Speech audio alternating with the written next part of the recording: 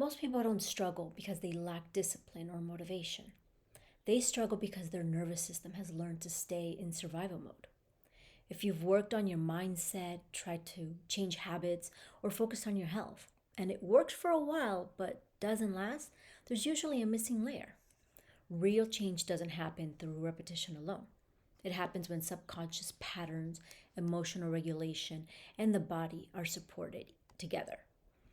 I created From Regulation to Renewal as a 14-week mind body integration experience that combines transformational life coaching and holistic nutrition.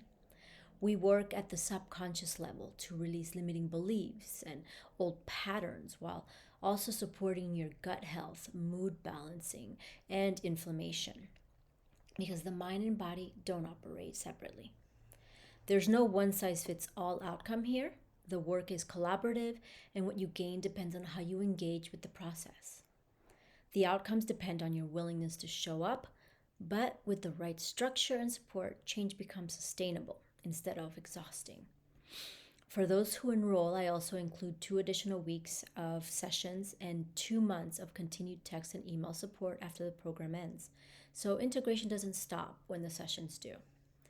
I work with a limited number of clients at a time so that I can keep this work personal and intentional. So seats are limited.